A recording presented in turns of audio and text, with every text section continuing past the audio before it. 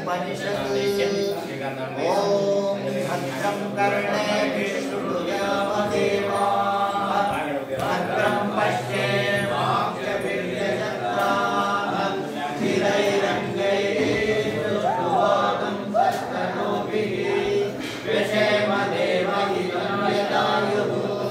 स्वस्ति न इन्द्रो वृद्धश्रवाः स्वस्ति न पूषा विश्ववेदाः स्वस्ति नस्तार्क्ष्यो अरिष्टनेमिः स्वस्ति नो बृहस्पतिर्दधातु ॐ शान्ति शान्ति शान्तिः हरिः ॐ नमस्ते गणपतये त्वमेव प्रत्यक्षं तत्त्वमसि त्वमेव केवलं कर्तासि त्वमेव केवलं कर्तासि त्वमेव केवलं हर्तासि त्वमेव सर्वं खल्विदं ब्रह्मासि त्वं साक्षादात्मासि नित्यं ऋतं वच्मि सत्यं वच्मि अवत्वमाम् अववक्तारम् अवश्रोतारम् अवदातारम् अवदातारम्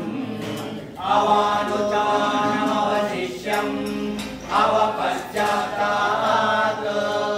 अवपुरस्तात् अवोत्तरात्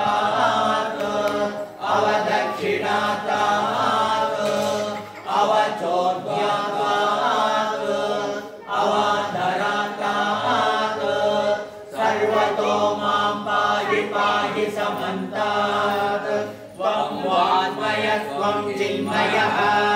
त्वमानन्दमयस्त्वं ब्रह्ममयः त्वं सच्चिदानन्दाद्वितीयोऽसि त्वं प्रत्यक्षं ब्रह्मासि त्वं ज्ञानमयो विज्ञानमयोऽसि सर्वं जगदिदं तत्तो जायते सर्वं जगति तन्वत्सस्तिष्ठति सर्वं जगति तन्त्वयि लयमेष्यति सर्वं जगति तन्त्वयि प्रत्येति त्वं भूमिरापो नलो निलो नभः त्वं चत्वारि वाक्पदानि त्वं गुणत्रयातीतः त्वं अष्टात्रयातीतः त्वं देहत्रयातीतः त्वं कालत्रयातीतः त्वं मूलाधारस्थितोऽसि नित्यं त्वं शक्तित्रयात्मकः त्वां योगिनो ध्यायन्ति नित्यं त्वं ब्रह्मा त्वं विष्णुस्त्वं रुद्रस्त्वं इन्द्रस्त्वमग्निस्त्वं वायुस्त्वं सूर्यस्त्वं चन्द्रमास्त्वं ब्रह्म भूर्भुवस्वरो तणादीने पूर्वमुच्चार्य वर्णादीन् तदनन्तरम् अनुस्वारः परतरः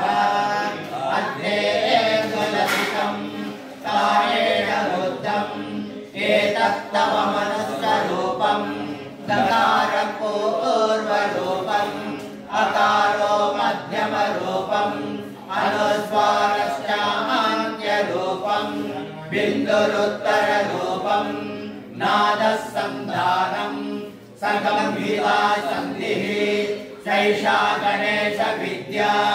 गणक ऋषिः निधृद्गायत्री छन्दः गणपतिर्देवता ॐ गं गणपतये नमः ॐ गं गणपतये नमः ॐ गं गणपतये नमः एकदन्ताय विद्महे वक्रतुण्डाय धीमहि तन्नो प्रचोदयात् एकदन्तं चतुर्हस्तं पाशमङ्कुशधारिणं रथं च वरदं हस्तैर्भिक्षाणं मूषकध्वजं रक्तं लम्बोदरं सोत्पकर्णकं रक्तवाससं रक्तगन्धानुलिप्ताङ्गं रक्तपुष्पैः सुपूजितं भक्तानुकम्पिनं देवं जगत्कारणमच्युतम् आविर्भूतं च